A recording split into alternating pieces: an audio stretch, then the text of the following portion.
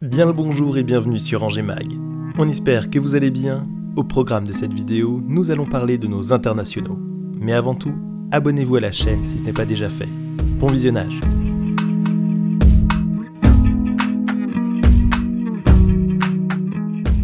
Durant la trêve internationale, des joueurs du SCO ont appris leur nomination dans le groupe de leur nation.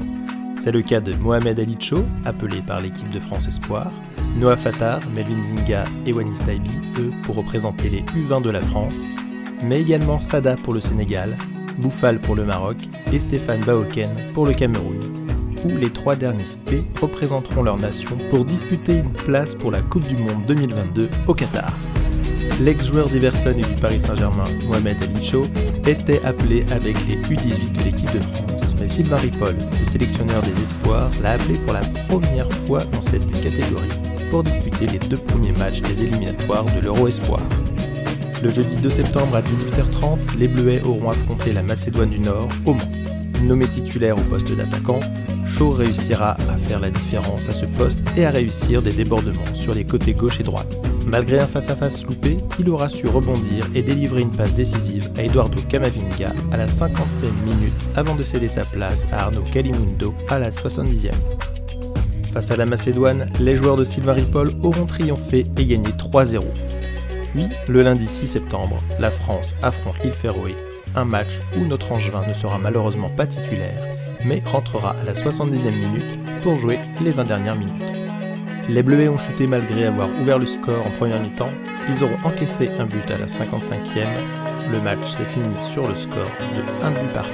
L'équipe de France Espoir est deuxième du groupe H avec 4 points juste derrière l'Ukraine.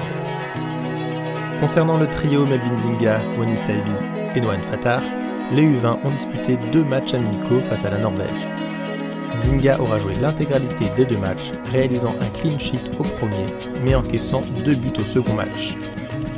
Concernant Wanis Taibi, il n'aura débuté aucun match titulaire, mais sera rentré à la 60e des 2 matchs, tout comme Noah Fattar, qui aura débuté sur le banc pour entrer à la 70e et à la 75e lors du deuxième match. Les Bleus auront fait un match nul 0-0 puis une défaite de 1 face à cette double confrontation contre la Norvège. Sélectionné avec le Maroc pour disputer les qualifications de la Coupe du Monde face au Soudan, Wael Halilhodžić fera un choix très surprenant en titularisant Ryan Mahé plutôt que le numéro 13 angevin. Malgré tout, Sofiane remplacera Mahé à la 70e pour disputer les dernières minutes de match. On ne l'a pas beaucoup vu, mais Sofiane a réalisé de bons débordements sur les côtés et montré sa vitesse au peuple marocain. Ce premier match de qualification se terminera sur le score de 2-0, permettant aux Lions de l'Atlas de finir premier de leur groupe A. À cause d'un coup d'état en Guinée, le match qui devait se dérouler là-bas a été annulé et reporté à une date ultérieure. Du côté du Cameroun, Stéphane Bahoken et les Lions indomptables ont joué 2 matchs de qualification à la Coupe du Monde au Qatar. Malgré un premier match face au Malawi non titulaire pour le buteur angevin, il sera quand même rentré à la 76e minute pour intensifier le jeu des Camerounais, qui vaincront les Malawi 2-0. Puis, le Cameroun a affronté la Côte d'Ivoire, un match à haute intensité où Bahoken sera rentré en seconde mi-temps pour disputer l'intégralité de cette période. Il réalise quelques frappes et se montre dangereux.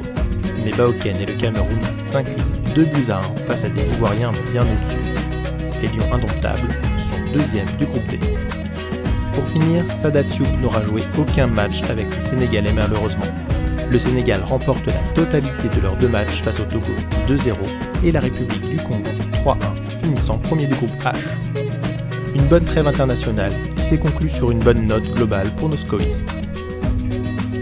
Après le match de reprise contre Brest qui vient de se jouer, le SCO va recevoir dimanche le voisin nantais pour le derby ligérien. Merci d'avoir regardé cette vidéo et de mettre un like si elle vous a plu et de la partager bien évidemment avec vos amis sur vos réseaux sociaux. On se retrouve lundi prochain pour une nouvelle vidéo sur Angers Mag.